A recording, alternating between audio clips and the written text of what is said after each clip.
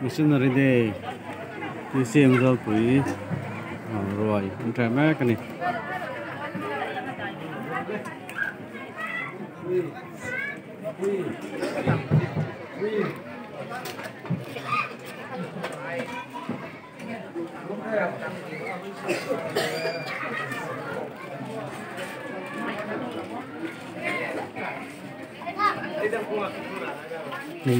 nè tuyên tiền mà lâm gốc mà hay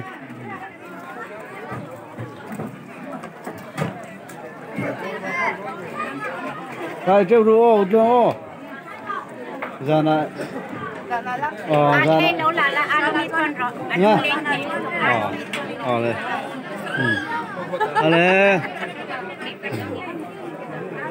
đây này đó hay quý mẹp cấp mày đầu mẹ gì đây trên ăn lẩu cơm mẹ xèo bao cả miếng bội đồ tàu đó này em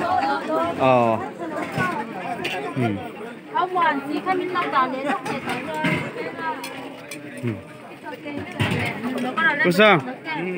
càng khăm bằng em xa lẹ trong cho tay càng khăm bằng mò thầy càng nụ la đây bộ anh xoay xuống làm đất vậy xoay xoay đó vây lầu sen viên khá lem trời hay đi bộ đừng xem là cái lẩu thanh chi à ấy hà đó này mò hay là mà bắt đầu đây nè sao là nó một cái cái này tao mẹ một cái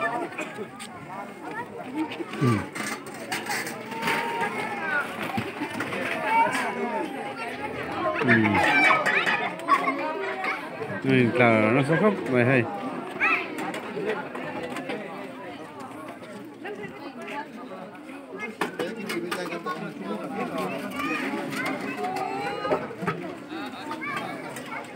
cắn không tốt em xa lại cắn chủ ra cho cắn ngay hay Christmas về cùng theo ai cắn chung chụp cắn cầm đâu à sẽ sao có cắn chủ mà về đâu à menu khác rồi lúc này nghe cắn về từ cả bọc sa hàng chung mình nha này qua đầu cô viên cô hàng như nồng bọc cái này tuan ăn cầm cô sakya ăn chung hàngเลยà tuan ăn cô asin ba cô ăn cô pinian à bác so chia chẳng hạn tỷ lệ cô so chia khác anh nói bị tan bỏ lạc thể thấu variety anh thì đầm đâu này mò bọc sa cô chẳng hạn chung hàng bọc à tôi mình mới salad tí cái dùng ống này tuan số lại số sang hà lệ arsa ống từ bọc cái anh nghe nào biết về